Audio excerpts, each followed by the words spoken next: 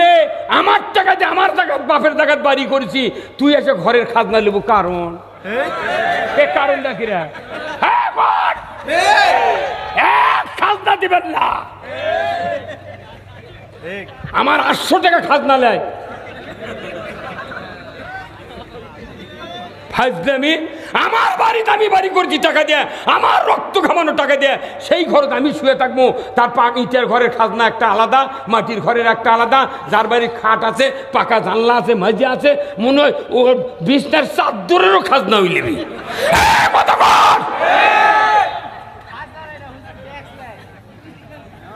ওই ট্যাক্স হলে ইংরেজি বাংলা খাজনা, জবের মারানে মরদ হতেন আপনি।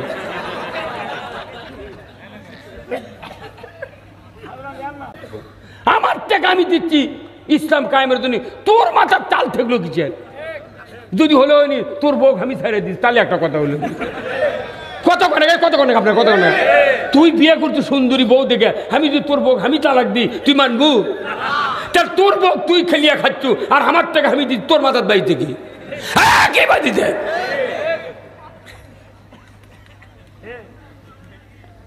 একদিকে ভিউ বেঁচে দেবো, কথা ঠিক কিনা?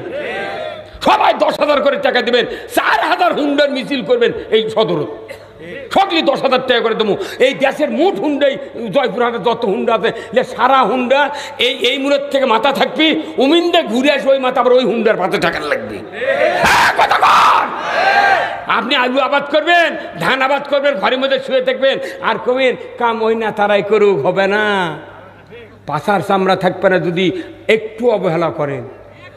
আমার টাকা আমি দেবো, কথা ঠিক কিনা?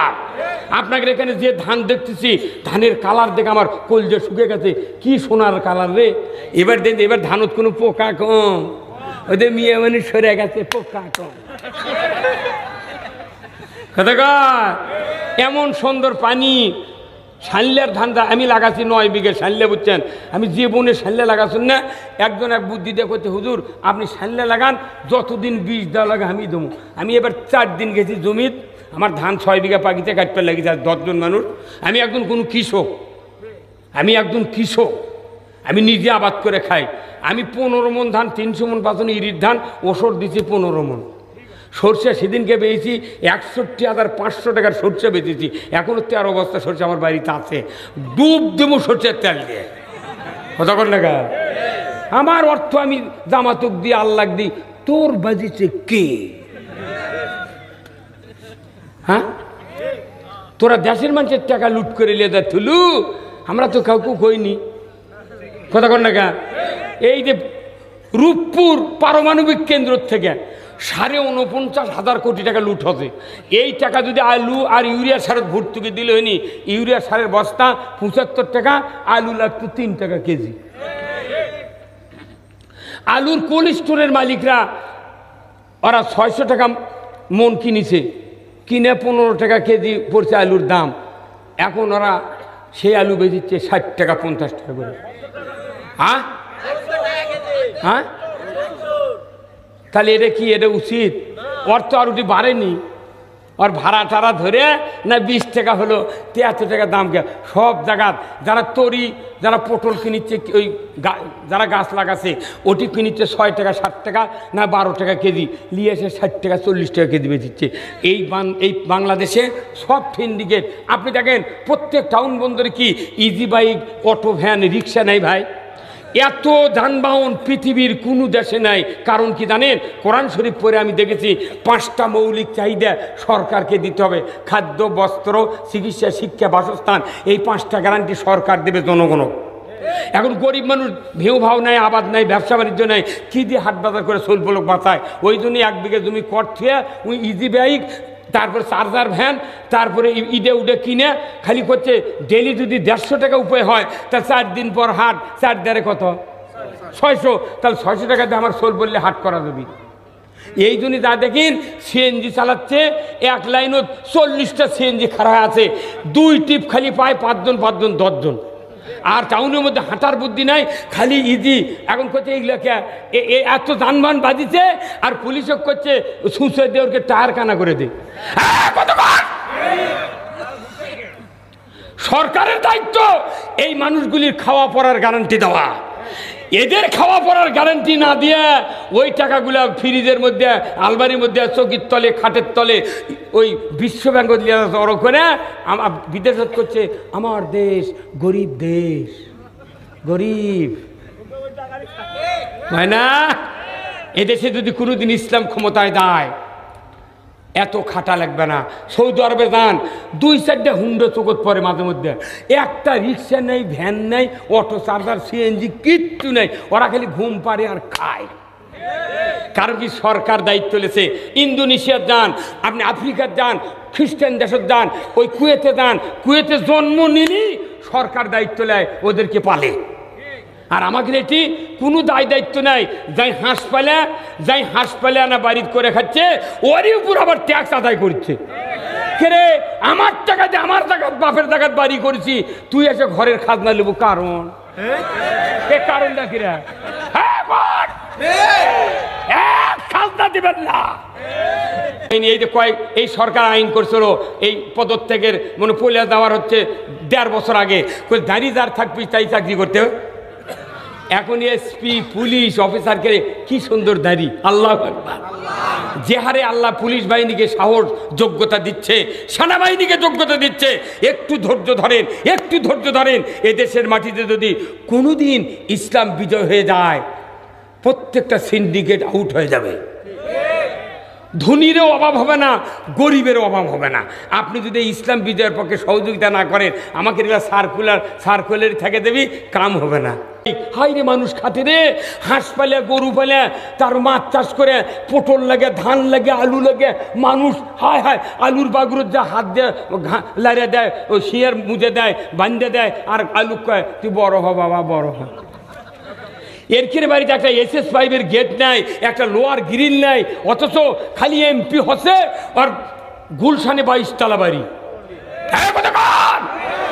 খালি 1-2বার গার্মেন্টসের পোশাক, 2000 পিস গার্মেন্টসের পোশাক একটা দেশত খালি ইম্পোর্ট পাচ্ছে, ওটা বানিয়ে দিচ্ছে।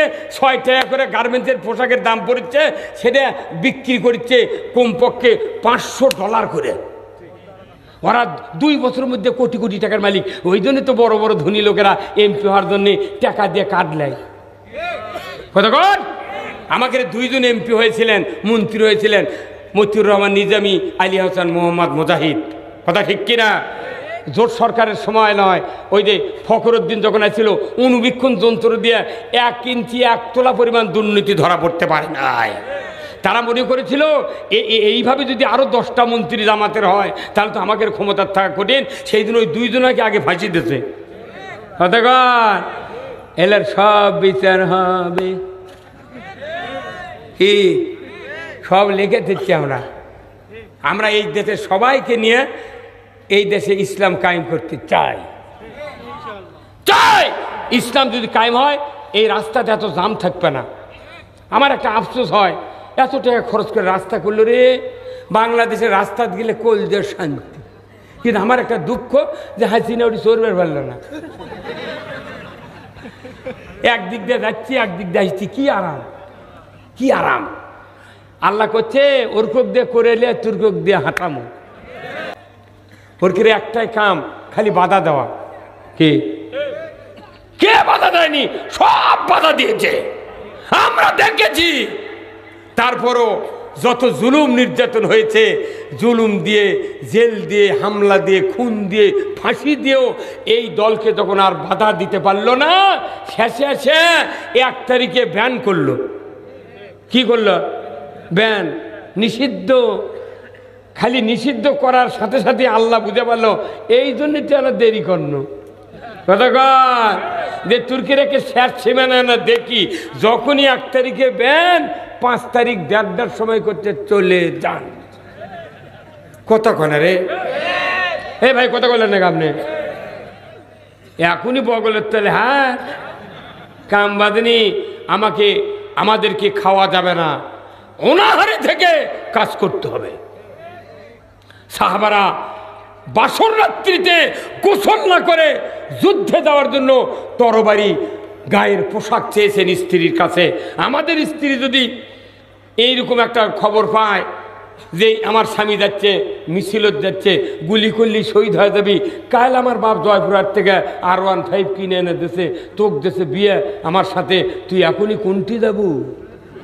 খাজুরের গার সাথে বান্ধে তুই গান ময়না কোনটি যাচ্ছে তুই? ওরা বলে যে জামাতের এত টাকা পায় কোনটি, কয় না? হ্যাঁ, এই দেশের যদি খালি রাজনীতি করে টাকা উপায় বন্ধ হয়ে যায়, এই দেশের জামাত ছাড়ার কোন দলই থাকবে না। কত কনের ভাই, কত কনে কেন কি? আমি রাজনীতি করে আর টাকা পাচ্ছি না, তাহলে ওই দল কেউ করবি? ও ঘরের মধ্যে বুঝতে পারে শুয়ে থাকবি, কৃষকের টাকা ফুরে মোড়ে। আর আমরা বাংলাদেশে 10 টাকা করে দিই জামাতের লোক, 1 মিনিটের মধ্যে 10 কোটি টাকা জড়ো হয়ে যাবে। 20 টাকা দিলে 20 কোটি, যদি 15,000 করে এক একজনে, যদি এই বাংলাদেশে 50 লাখ লোক যদি 15,000 করে দিই, টাকা ঠিকই কোল্ড স্টোর ভরে ফেলে দেবো আমরা। কথা কন না, তোরা টাকাও দিব না।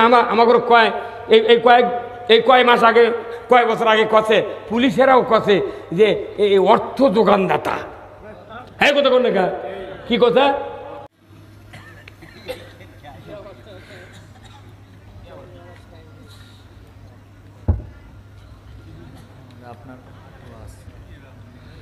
এটা কি ভাই, ওরা প্রচার করবেন না কথার মধ্যে, পরে হবে সেটা। দাঁড়িয়ে ফেলে ভোট যদি দেয় তাহলে হবে। কি কথা ঠিক কিনা? আল্লাহ কোরআনে বলছেন সূরা মায়দার 8 নম্বর আয়াত, ইয়া আইয়ুহাল্লাযীনা আমানু কুনু কাওয়ামিনা লিল্লাহি শুহাদা বিল কিসত ওয়ালা ইয়াজরিমান্নাকুম শানানু কওমিন আলা আল্লাহ তা'দিলু ইদিলু হুয়া আকরাবু লিত্তাকওয়া আত্তাকুল্লাহ ইন্নাল্লাহা খাবীরুম বিমা তা'মালুন আল্লাযীনা আমানু ওয়া আমিলুস সলিহাতি লাহুম দারাজাতুন ইনদাল্লাহ। আমার আল্লাহ বলেছেন, ও পৃথিবীর ইমানদাররা, তোমরা ন্যায়ের সহিত সাক্ষ্য প্রদানকারী হও, তোমরা ন্যায় বিচার করো। কোন বিশেষ সম্প্রদায়ের শত্রুতা যেন তোমাদেরকে ন্যায় প্রতিষ্ঠিত করতে যেন বিরত না রাখে। এই দিলু ন্যায় প্রতিষ্ঠিত করো, হুয়া আকরাবুলের তাকওয়া, সবচেয়ে বেশি আল্লাহকে তারাই ভয় করে যারা পৃথিবীর জমিনে আল্লাহর ন্যায় আইন বিজয় করে। বদরে কোন মারহাবা। আল্লাহর দিন যারা ভালোবাসে, আল্লাহর দিন যারা কায়েমের চেষ্টা করে, এরাই আল্লাহকে বেশি ভয় করে। জোরে কোন আল্লাহু আকবার।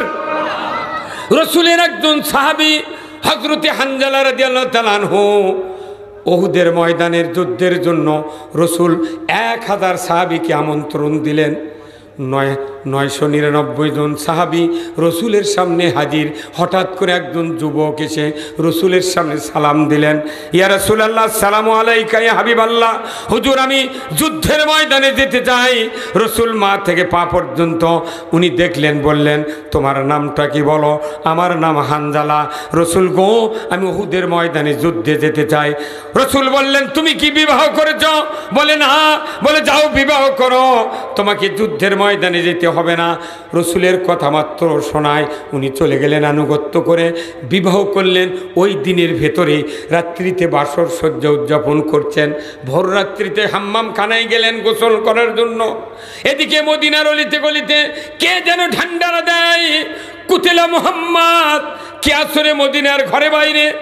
ইসলাম পরাজিতর পথে, রসুল শহীদের পথে। ইসলাম যদি পরাজিত হয়ে যায়, মদিনার ছোট্ট ইসলামী রাষ্ট্র ধূলিসাৎ হয়ে যাবে, কাফেরেরা দখল করবে। কে আছো? তরবারি নিয়ে যুদ্ধের ময়দানে, উহুদের ময়দানে হাজির হয়ে ইসলাম বিজয়ের কাতারে দাঁড়িয়ে যাও। ঢান্ডারা কানে পড়ে গেল। রাসূলের কলিজার টুকরা সাহাবী হযরতে হানজালা রাদিয়াল্লাহু তাআলা আনহু, যুবক মানুষ, সবে মাত্র বিবাহ করে বাসর সজ্জা উদযাপন করে হাম্মামখানায় গিয়েছেন গোসল করার জন্য। কোন মানুষের কানে নবীর আহ্বান পৌঁছে দিলেন আল্লাহ। ওই ব্যক্তিটা স্ত্রীকে বললেন, ওগো পানের স্ত্রী, যুদ্ধের দামামা বেজে গেছে, রসুল শহীদের পথে, আমি আর গোসল করব না, আমাকে তরবারি দাও, যুদ্ধের পোশাক পরিয়ে দাও রে স্ত্রী। আমি যুদ্ধ করব উহুদের ময়দানে গিয়া। ওনার স্ত্রী বললেন, পানের স্বামী, আপনার উপর গোসল ফরজ, গোসল করেন, আমি সহস্তে তরবারি দিব, পোশাক পরিয়ে দেব গো স্বামী, আমি দেরি করব না, বিরক্তি করব না, বাধা দেব না। হযরত হানজালা বললেন, পানের স্ত্রী, গোসল করতে গিয়া আমার নবী যদি শহীদ হয়ে যান, ইসলামী রাষ্ট্র যদি পরাজিত হয়ে যায়, যুদ্ধের ময়দানে যদি সাহাবারা যুদ্ধে যদি পরাজিত হয়ে ফিরে আসেন, একজন সাহাবী জীবিত থাকবে না, মদিনার ইসলামী রাষ্ট্র থাকবে না। ওগো পানের স্ত্রী, গোসল করতে যদি এই কাজগুলি ঘটে যায়, আমি হানজালা আমাকে কিয়ামতের ময়দানে আসামির কাঠগড়ায় দাঁড়াতে হবে।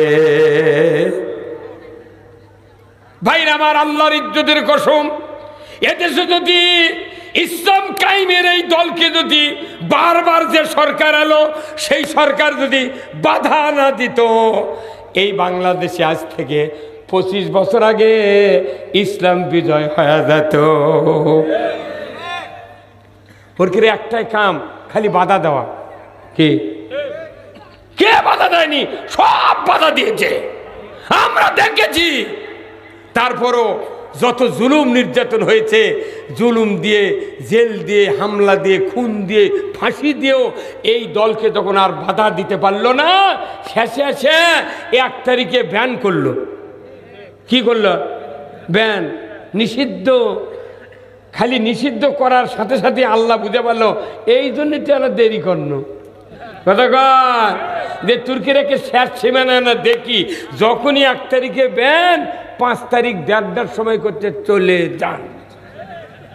কতক্ষণ রে? এ ভাই, কত বললেন না আপনি?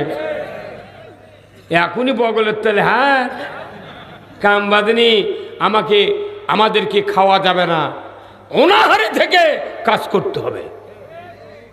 সাহাবারা বাসর রাত্রিতে গোসল না করে যুদ্ধে যাওয়ার জন্য তরবারি, গায়ের পোশাক চেয়েছেন স্ত্রীর কাছে।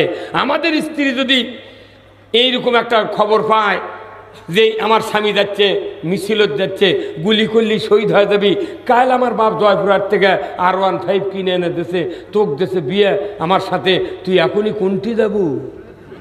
খাজুরের গার সাথে বান্ধে তুই কতক্ষণ? ময়না কুন্ডি যাচ্ছে তুই, তোকে আমি দেখনই না। হ্যাঁ, আর তারা নির্বিঘ্নে তারা চলে যান। স্বামীর আহ্বান শোনা মাত্রই হযরত হানজালার স্ত্রী যুদ্ধের পোশাক পরিয়ে দিয়েছেন। দুরিগণ আল্লাহু আকবার। তরবারি হাতে দিয়ে বলছেন, স্বামী, ও স্বামী, আপনি যান, যে মানুষের কথা বলেছেন, ওই মানুষটা যদি মদিনায় ইসলামী রাষ্ট্র কায়েম না করত, আমি নারী জীবিত থাকতে পারতাম না।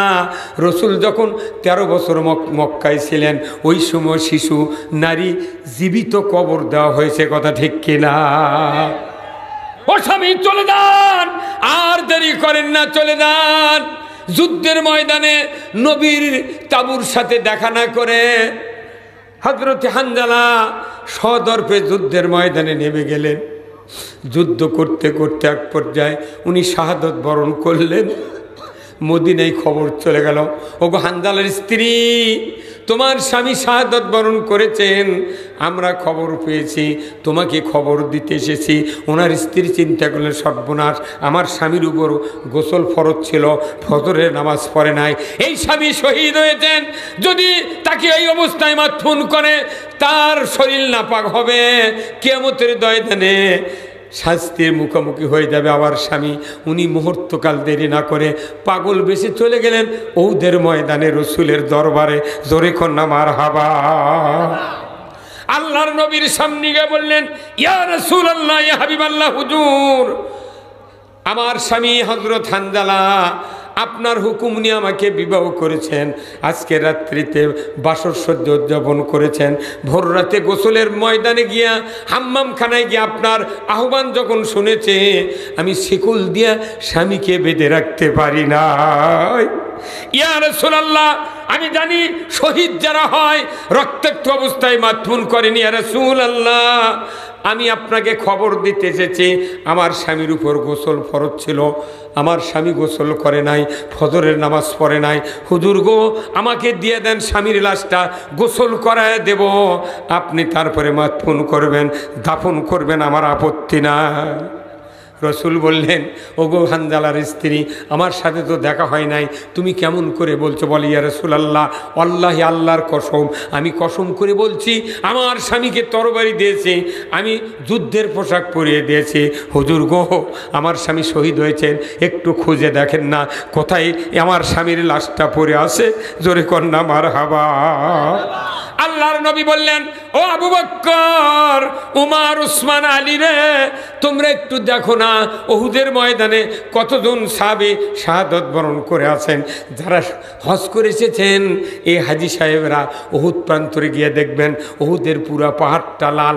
রসুলের দান দান মোবারকের রক্ত উহুদের ময়দানে পড়ার কারণে আল্লাহর কুদরতে উহুদ পাহাড়কে আল্লাহ তাআলা লালে লাল করে দিয়েছেন। সারা পৃথিবীতে যত মানুষ হজ করতে আসবে দেখতে পাবে যে ময়দানে রসুলের দাঁত শহীদ হয়ে রক্ত পড়েছিল, ওই ময়দান লাল লাল দেখলেই রসুলের দাঁতের কথা মনে হবে। জোরে বলেন ঠিক কিনা? ভাইরা আমার, এক নয় দুই নয়, সমস্ত সাহাবীর লাশ রসুলের সামনে কাতারবন্দি করে শুয়ে দিলেন। 70 জনের ভেতরে 69 জনের লাশ আছে, কিন্তু আল্লাহ রসুল দেখছেন। দেখতে দেখতে দেখতে দেখেন একজন সাহাবী যে শহীদ হয়েছেন স্বামীর আহ্বানে স্ত্রী তরবারি দিয়েছেন, পোশাক পরিয়ে দিয়েছেন, ওই স্বামী হানজালার লাশ নাই। রসুল একবার লাশের দিকে তাকালেন, শহীদদের দিকে, আর একবার আরশের দিকে তাকালেন।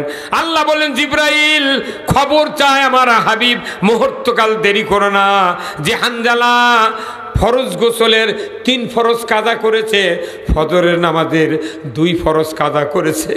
ও জিব্রাইল, মুহূর্তকাল দেরি করে না, নামাজ কায়েম করে নাই, গোসল আদায় করে নাই, দ্বীনের বিজয়ের লক্ষ্যে যুদ্ধ করার জন্য আহ্বান শোনা মাত্রই তরবারি নিয়ে জিহাদের ময়দানে উহুদ প্রান্তরে এসে যুদ্ধের ময়দানে নেমেছে। নিজের জীবনে বাজি রেখে জীবনের মায়া করে নাই, শহীদ হয়েছে।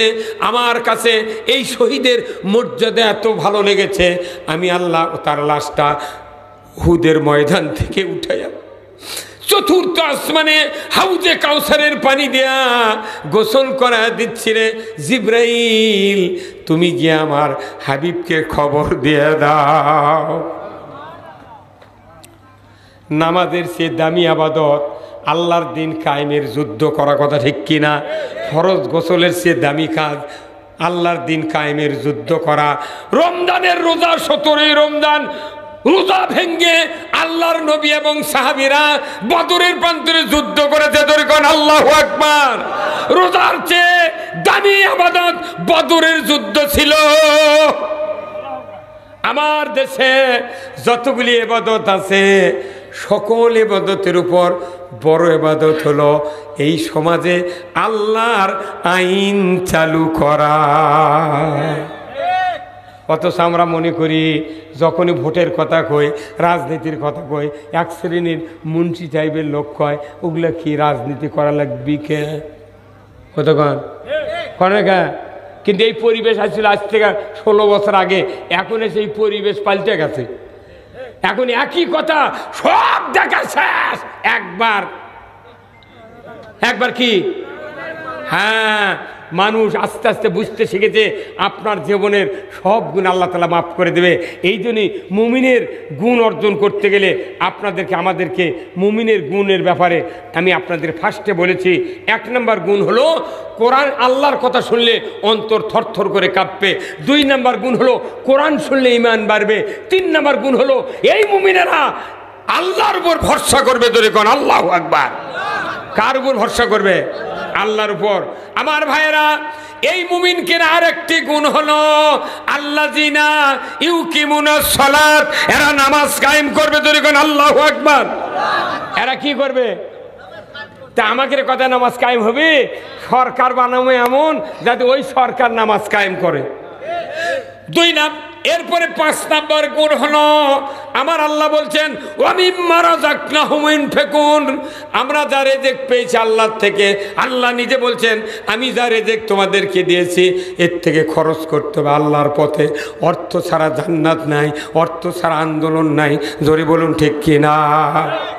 ওরা বলে যে জামাতের এত টাকা পায় কোনটি, কয় না? হ্যাঁ, এই দেশের যদি খালি রাজনীতি করে টাকা উপায় বন্ধ হয়ে যায়, এই দেশের জামাত ছাড়া কোন দলই থাকবে না। কতক্ষণের ভাই, কতক্ষণের কি আমি রাজনীতি করে আর টাকা পাচ্ছি না, তাহলে ওই দল কেউ করবি? ও ঘরের মধ্যে বুঝতে পারে শুয়ে থাকবি, কেসকের টাকা ফুরে মোড়ে। আর আমরা বাংলাদেশে 10 টাকা করে দিই জামাতের লোক, 1 মিনিটের মধ্যে 10 কোটি টাকা জড়ো হয়ে যাবে।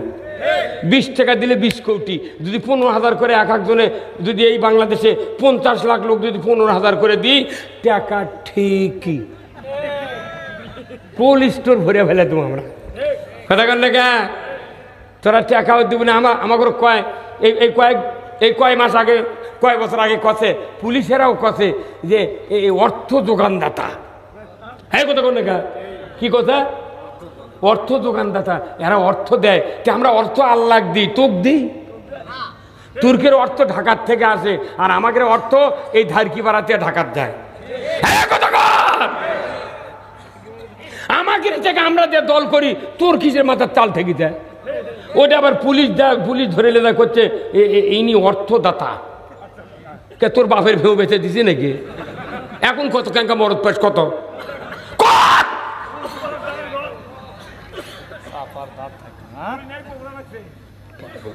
আমার টাকা আমি দিচ্ছি ইসলাম কায়েমের জন্য, তোর মাথার চাল থাকলো কিছু? যদি হলো তোর বউ আমি ছেড়ে দিস, তাহলে একটা কথা হলো। কত কনে আপনার কত কনে? তুই বিয়ে করছিস সুন্দরী বউ দেখে, আমি যদি তোর বউ আমি তালাক দিই, তুই মানবু? তার তোর বউ তুই খেলিয়া খাচ্ছ, আর আমার টাকা আমি দিই তোর মাথার বাড়িতে কি? কে বাড়িতে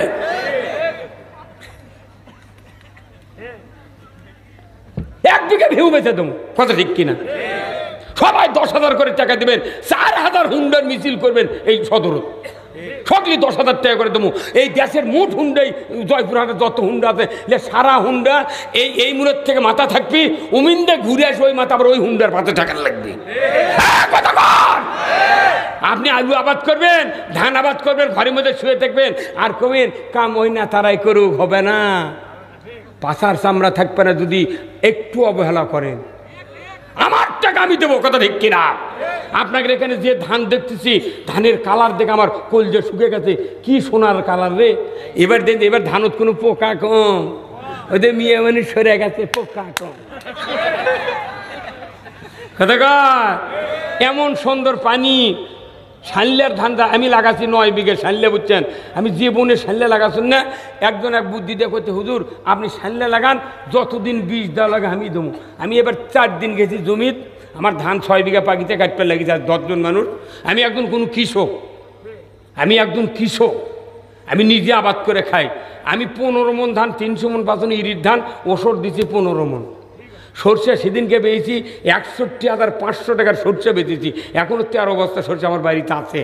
ডুব দেবো সরষের তেল দিয়ে, কথা কর না।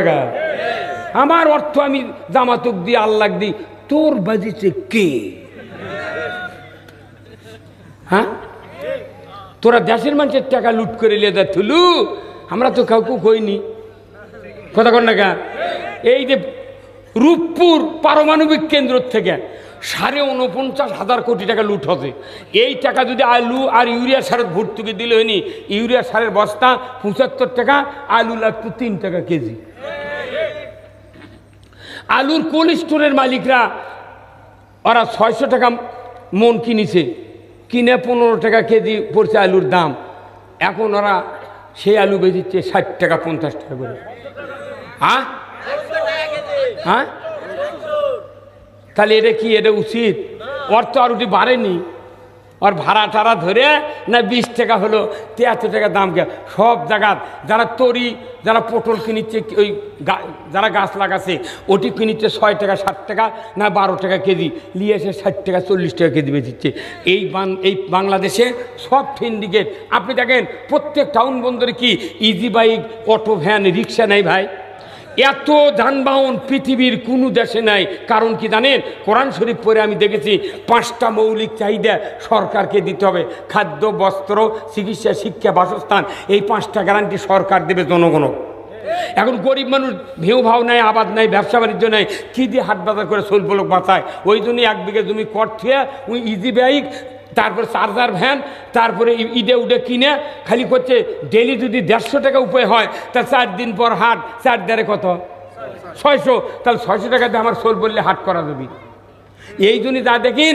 সিএনজি চালাচ্ছে এক লাইনত 40টা সিএনজি খারাপ আছে 2 টিপ খালি পায় 5 জন 10 জন আর টাউনের মধ্যে হাঁটার বুদ্ধি নাই খালি ইজি এখন করছে এইগুলোকে এত যানবাহন বাজিছে আর পুলিশও করছে সুসে দেওরকে টায়ার কানা করে দে সরকারের দায়িত্ব এই মানুষগুলির খাওয়া পড়ার গ্যারান্টি দেওয়া এদের খাওয়া পড়ার গ্যারান্টি না দিয়ে ওই টাকাগুলা ফ্রিজের মধ্যে আলমারির মধ্যে চৌকির তলে খাটের তলে ওই বিশ্বব্যাংক জড়ো করে বিদেশ করছে আমার দেশ গরিব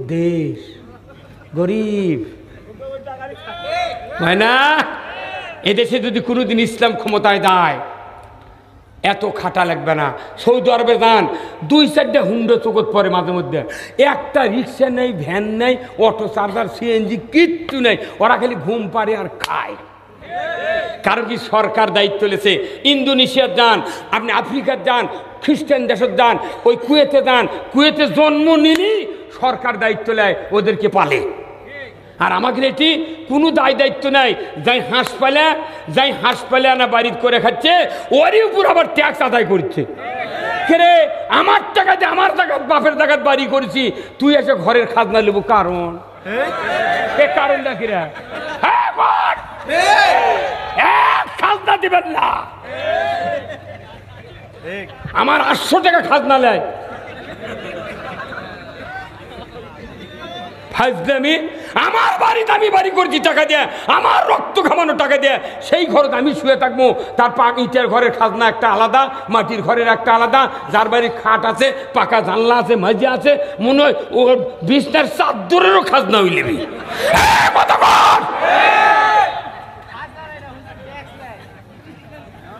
ওই ট্যাক্স হলে ইংরেজি বাংলা খাজনা জবের মারানে মরদ হতেন আপনি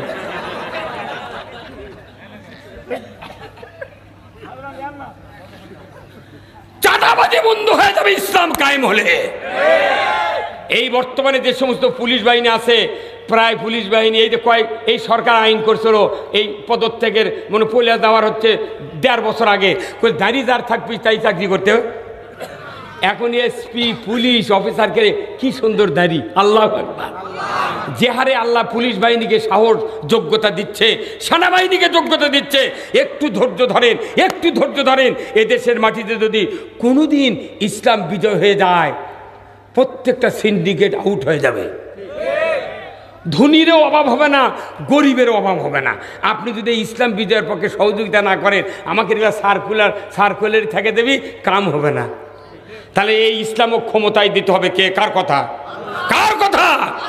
আল্লাহ কোরআনে বলছেন যে তোমরা ইসলামকে ক্ষমতায় বসাও আমরা ক্ষমতায় বসতে চাই না কোরআনকে ক্ষমতায় দেখতে চাই কোরআন ক্ষমতা গেলে এত ইজি বাইক হাই রে মানুষ খাতে রে হাঁস পালে গরু পালে তার মাছ চাষ করে পটল লাগে ধান লাগে আলু লাগে মানুষ হায় আলুর বাগুর যা হাত দেয় লাড়ে দেয় ও শিয়ার মুজে দেয় বান্ধে দেয় আর আলু কয় তুই বড় হ বাবা বড় হ এর কিনে বাড়িতে একটা SS5-এর গেট নেয় একটা লোয়ার গ্রিল নেয় অথচ খালি MP হচ্ছে আর গুলশানে 22 তলা বাড়ি